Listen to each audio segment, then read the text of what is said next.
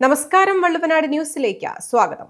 കോട്ടയ്ക്കലിൽ വൻ ലഹരിവേട്ട. 3 പേർ കോട്ടയ്ക്കൽ പോലീസിന്റെ പിടിയിൽ. ചില്ലറ വിപണിയിൽ 5 ലക്ഷം രൂപ വരെ വില വരുന്ന 72 ഗ്രാം MDMA-യുമായി വേങ്ങര സ്വദേശികളെയാണ് പോലീസ് പിടികൂടിയത്.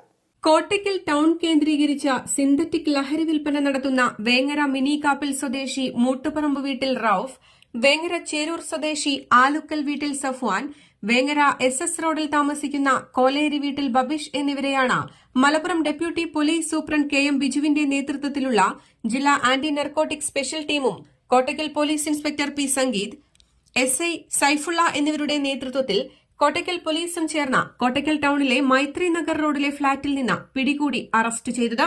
ചില്ലറ വിപണിയിൽ 5 ലക്ഷം രൂപ വരെ വില വരുന്ന 72 ഗ്രാം MDMA-യാണ് പോലീസ് പിടികൂടിയത്.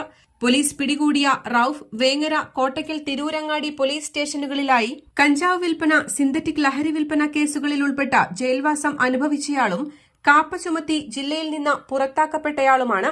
2ഉം 3ഉം പ്രതികളായ സഫ്വാനും ബബീഷും അടിപിടി, ലഹരി ഉപയോഗം, മൂന്നക്ക ലോട്ടറി ചൂതാട്ടം തുടങ്ങിയ കേസുകളിലും പ്രതികളാണ്.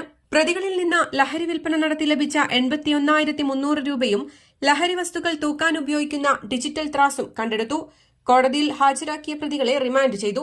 മലപ്പുറം ജില്ലാ പോലീസ് മേധാവി R. വിശ്വനാഥ് IPSന്റെ നിർദ്ദേശപ്രകാരം SI സുരേഷ്, പോലീസ് ഉദ്യോഗസ്ഥരായ വിഷ്ണു, മുഹന്നദ്, ജില്ലാ anti narcotic special action team എന്നിവരടങ്ങിയ സംഘമാണ് പ്രതികളെ പിടികൂടി അന്വേഷണം നടത്തുന്നത്. News desk, Valluvanad news.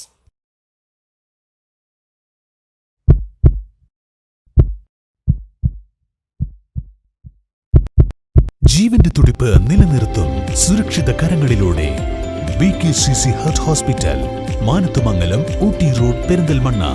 Phone 9746 722 922 9746 622 922.